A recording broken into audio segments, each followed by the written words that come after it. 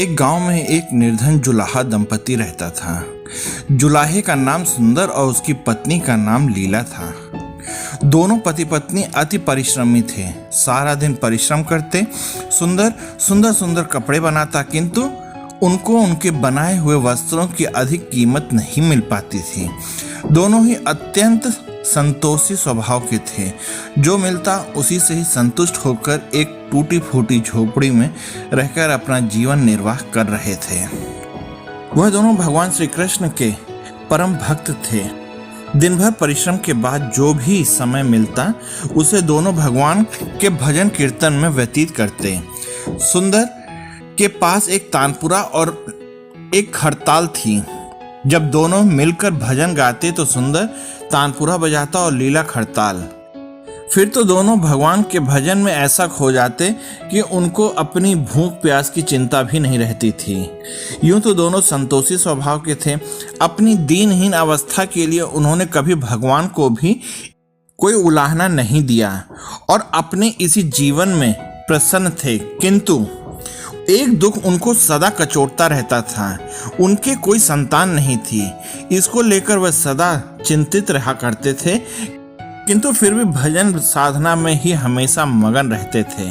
इसको भी उन्होंने भगवान की लीला समझकर स्वीकार कर लिया और निष्काम रूप से श्री कृष्ण के प्रेम भक्ति में डूबे रहते। जब उनकी आयु अधिक होने लगी तो एक दिन लीला ने सुंदर से कहा कि हमारी कोई संतान नहीं है।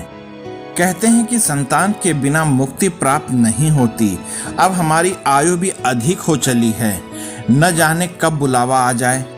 मरने के बाद कौन हमारी चिता को अग्नि देगा और कौन हमारे लिए तर्पण आदि का कार्य करेगा। कैसे हमारी मुक्ति होगी। सुंदर बोला, तू क्यों चिंता करती है, ठाकुर जी है ना, वही सब देखेंगे। सुंदर ने यह बात तो कह तो दी, लेकिन फिर भी उसको चिंता होती रही कि आखिर कैसे होगा। तभी उसके मन में एक विचार आया और वह नगर में गया और श्री कृष्ण के बाल गोपाल रूप की एक प्रतिमा ले आया। घर आकर बोला, अब तुझे चिंता करने की कोई आवश्यकता नहीं है। मैं यह बाल गोपाल लेकर आया हूँ। यह हमारे कोई संतान नहीं तो वह भी इन्हीं की तो लीला है। हम इनको ही अपने पुत्र के समान प्रेम करेंगे। यही हमारे पुत्र का दायित्व पूर्ण करेंगे। यही हमारी मुक्ति करेंगे। सुंदर की बात सुनकर लीला अत्यंत प्रसन्न हुई। उसने बाल गोपाल को लेकर अपने हृदय से लगा लिया और बोली, आप बिल्कुल ठीक कह रहे हैं। आज से यही हमारा लल्ला है। दोनों पति पत्नी ने घर में एक कोना साफ करके एक स्थान बनाया और एक चौकी पर बाल गोपाल को विराजित कर दिया। तब से जुलाहा दंपति का नियम हो गया। वह प्रतिदिन बाल गोपाल को स्नान कराते, उनको धुले वस्त्र पहनाते, अपनी संतान की तरह उनको लाड़ प्यार करते, उन्हीं के सामने बैठकर भजन कीर्तन करते और वहीं सो जाते। जुलाहा अपने हाथ से बाल गोपाल के लिए सुंदर वस्त्र बनाता और उनको पहनाता। इसमें उनका बड़ा आनंद आता। धीरे धीरे दोनों बाल गोपाल को अपनी संतान के समान ही प्रेम करने लगे। लीला का नियम था, वह प्रतिदिन अपने हाथ से अपने लल्ला को भोजन कराती, तब स्वयं भोजन करती। लल्ला को भोजन कराते समय उसको ऐसा ही प्रतीत होता मानो अपने पुत्र को ही भोजन करा रही हो। उन दोनों के निश्चल प्रेम को देखकर करुणा निधान भगवान अत्यंत प्रसन्न हुए और उन्होंने अदृश्य रूप में आकर स्वयं भोजन खाना आरंभ कर दिया। लीला जब प्रेम पूर्वक बाल गोपाल को भोजन कराती तो भगवान को प्रतीत होता मानो वह अपनी माँ के हाथों से भोजन कर रहे हैं। उनको लीला के हाथ से प्रेम पूर्वक मिलने वाला हर कौर में माँ का प्रेम प्राप्त होता था। लीलाधारी भगवान श्री कृष्ण स्वयं माँ की उस प्रेम लीला के वशीभूत हो गए, किंतु लीला कभी नहीं जान पाए कि स्वयं बाल गोपाल उनके हाथ से भोजन करते हैं। एक दिन कार्य में व्यस्त होने के कारण काफी समय बीत गया और लीला बाल गोपाल को भोजन कराना भूल गई। गर्मी का समय था। भरी दोपहरी में दोनों पति पत्नी कार्य करते करते थक गए और बिना भोजन किए ही सो गए। उनको सोए हुए कुछ समय ही बीता था कि उनके कानों में आवाज आई, माँ बाबा मुझको भूख लगी है। दोनों हड़बड़ाकर उठ गए, चारों ओर देखा, आवाज कहाँ से आई, किंतु कुछ दिखाई नहीं दिया। तब ही लीला को स्मरण हुआ कि उसने तो आज अपने लल्ला को भोजन ही नहीं कराया। वो दौड़कर लल्ला के पास पहुंची तो देखा बाल गोपाल का मुख कुम्हलाया हुआ है। इतना देखते ही दोनों पति पत्नी उनके चरणों में गिर पड़े। दोनों की आंखों से आंसुओं की धारा बह निकली। लीला तुरंत भोजन लेकर आई और न जाने कैसा प्रेम उमड़ा कि लल्ला को उठाकर अपनी गोद में बैठा लिया और भोजन कराने लगी। दोनों पति पत्नी रोते जाते और लल्ला को भोजन कराते जाते, साथ ही बार बार उनसे अपने अपराध के लिए क्षमा मांगते जाते। ऐसा प्रगाढ़ प्रेम देखकर भगवान अत्यंत द्रवित हुए और अंतर्यामी भगवान श्री हरि साक्षात रूप में प्रकट हो गए। भगवान ने अपने हाथों से अपने रोते हुए माता पिता की आंखों से आंसू पोंछे और बोले, प्रिय भक्त, मैं तुम्हारी भक्ति और प्रेम से अत्यंत प्रसन्न हूँ। तुम जो चाहो वर मांग लो, मैं तुम्हारी प्रत्येक इच्छा को पूर्ण करूँगा।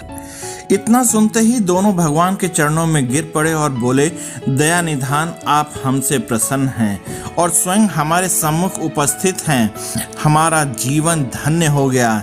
इससे अधिक और क्या चाहिए? इससे अधिक किसी भी वस्तु का भला क्या महत्व हो सकता है? आपकी कृपा हम पर बनी रहे, बस इतना कृपा करें। श्री हरि बोले, यदि तुम चाहो तो मैं तुम्हारे जीवन में संतान के अभाव को समाप्त करके तुम्हें एक सुंदर संतान प्रदान करूंगा। यह सुनते ही सुंदर और लीला एकदम व्याकुल होकर बोले, नहीं भगवान नहीं, हमको संतान नहीं चाहिए। उनका उत्तर सुनकर भगवान ने पूछा, किंतु क्यों?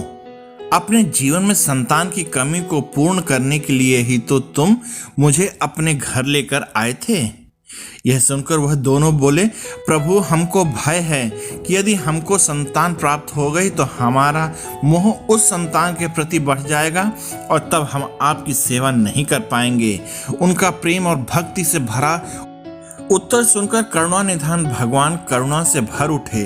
स्वयं भगवान की आंखों से आंसू टपक पड़े और बोले, हे मैया बाबा, मैं यहाँ आया था आपके ऋण को उतारने के लिए, किंतु आपने तो मुझको सदा सदा के लिए अपना ऋणी बना लिया। मैं आपके प्रेम का यह ऋण कभी नहीं उतार पाऊंगा। मैं सदा सदा तुम दोनों का ऋणी रहूंगा। मैं तुम्हारे प्रेम से अत्यंत प्रसन्न हूँ। तुमने अपने निर्मल प्रेम से मुझको भी अपने बंधन में बांध लिया है। मैं तुमको वचन देता हूँ कि आज से मैं तुम्हारे पुत्र के रूप में तुम्हारे समस्त कार्य पूर्ण करूंगा। तुमको कभी संतान का अभाव नहीं होने दूंगा। ऐसा कहकर भक्त वत्सल भगवान बाल गोपाल की प्रतिमा में विलीन हो गए। उस दिन से सुंदर और लीला का जीवन बिल्कुल ही बदल गया। उन्होंने सारा काम धंधा छोड़ दिया और सारा दिन बाल गोपाल के भजन कीर्तन और उनकी सेवा में व्यतीत करने लगे। उनको न भूख सताती थी न प्यास लगती थी। सभी प्रकार की इच्छाओं का उन्होंने पूर्ण रूप से त्याग कर दिया। सुंदर कभी कोई कार्य करता तो केवल अपने बाल गोपाल के लिए सुंदर सुंदर वस्त्र बनाने का। उनके सामने जब भी कोई परेशानी आती तो बाल गोपाल तुरंत ही एक बालक के रूप में उपस्थित हो जाते और उनके समस्त कार्य पूर्ण करते। वह दंपति और बालक गांव भर में चर्चा का विषय बन गए, किंतु गांव में कोई भी यह नहीं जान पाया कि वह बालक कौन है, कहां से आता है और कहां चला जाता है। धीरे धीरे समय बीतने लगा। जुलाहा दंपति बूढ़े हो गए, किंतु भगवान की कृपा उन पर बनी रही। अब दोनों की आयु पूर्ण होने का समय आ चला था। भगवत प्रेरणा से उनको यह ज्ञात हो गया कि अब उनका समय पूरा होने वाला है। एक दिन दोनों ने भगवान को पुकारा। ठाकुर जी तुरंत प्रकट हो गए और उनसे उनकी इच्छा जाननी चाहिए। दोनों भक्त दंपति भगवान के चरणों में प्रणाम करके बोले, हे नाथ, हमने अपने जीवन में आपसे कभी कुछ नहीं मांगा। अब जीवन का अंतिम समय आ गया है, इसलिए आपसे कुछ मांगना चाहते हैं। भगवान बोले, निसंकोच अपनी कोई भी इच्छा कहो, मैं वचन देता हूँ तुम्हारी प्रत्येक इच्छा को पूर्ण करूँगा। तब बाल गोपाल के अगाध प्रेम में डूबे उस वृद्ध दंपति ने कहा, हे नाथ, हमने अपने पुत्र के रूप में आपको देखा और आपकी सेवा की है। आपने भी पुत्र के समान हमारी सेवा करी। अब वह समय आ गया जिसके लिए कोई भी माता पिता पुत्र की कामना करते हैं। हे दीन बंधु, हमारी इच्छा है कि हम दोनों पति पत्नी के प्राण एक साथ निकलें। और हे दया निधान, जिस प्रकार एक पुत्र अपने माता पिता की अंतिम क्रिया करता है और उनको मुक्ति प्रदान करता है, उसी प्रकार परमेश्वर हमारी अंतिम क्रिया आप अपने हाथों से करें और हमको मुक्ति प्रदान करें। श्री हरि ने दोनों की इच्छा पूर्ण करने का वचन दिया और बाल गोपाल के विग्रह में विलीन हो गए। अंत में वह दिन आ पहुंचा जब प्रत्येक जीव को यह शरीर छोड़ना पड़ता है। दोनों वृद्ध दंपति बीमार पड़ गए। उन दोनों की भक्ति की चर्चा पूरे गांव में थी और इसलिए गांव के लोग उनका हाल जानने उनकी झोपड़ी में पहुंचे। किंतु उन दोनों का ध्यान तो श्री हरि में रम चुका था। उनको नहीं पता कि कौन आया और कौन गया। नियत समय पर एक चमत्कार हुआ। जुलाहे की झोपड़ी एक तीव्र और अलौकिक प्रकाश से भर उठी।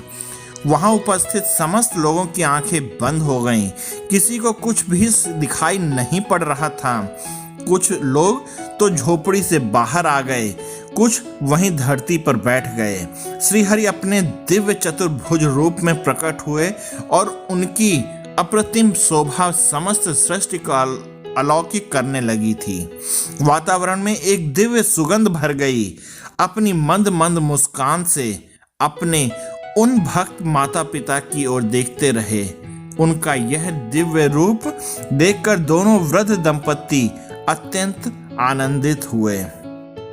अपने दिव्य दर्शनों से दोनों को तृप्त करने के बाद करुणा निधान लीलाधारी समस्त सृष्टि के पालनहार श्री हरि वहीं उन दोनों के निकट धरती पर ही उनके सिरहाने बैठ गए। भगवान ने उन दोनों भक्तों का सर अपनी गोद में रखा, उनके शीश पर प्रेम पूर्वक अपना हाथ रखा। तत्पश्चात अपने हाथों से उनके नेत्र बंद कर दिए। तत्काल ही दोनों के प्राण निकलकर श्री हरि में विलीन हो गए। पंचभूतों से बना शरीर पंचभूतों में विलीन हो गया। कुछ समय बाद जब वह दिव्य प्रकाश का लोप हुआ तो सभी उपस्थित ग्रामीणों ने देखा कि वहां न तो सुंदर था, न लीला थी और न ही कोई बाल गोपाल थे। शेष थे तो मात्र कुछ पुष्प जो धरती पर पड़े थे और एक दिव्य सुगंध जो वातावरण में चारों ओर फैली थी। विस्मित ग्रामीणों ने श्रद्धा से उस धरती को नमन किया। उन पुष्पों को उठाकर शीश से लगाया और तथा सुंदर और लीला की भक्ति और गोविंद के नाम का गुणगान करते हुए चल दिए उन पुष्पों को श्री गंगा जी में विसर्जित करने के लिए। मित्रों, भक्त वह है जो एक क्षण के लिए विभक्त नहीं होता, अर्थात जिसका चित्त ईश्वर में अखंड बना रहे, वह भक्त कहलाता है। सरल शब्दों में भक्ति के अंतिम चरण का अनुभव करने वाले को भक्त कहते हैं। दोस्तों, अगर आप लोगों को मेरी ये कहानी पसंद आई तो कृपया लाइक, शेयर और सब्सक्राइब कीजिएगा और साथ ही नीचे सब्सक्राइब बटन और उसके बगल वाले घंटे वाले बेल को दबा दीजिएगा, जिससे आने वाली कहानियों की नोटिफिकेशंस आपको मिल जाएं।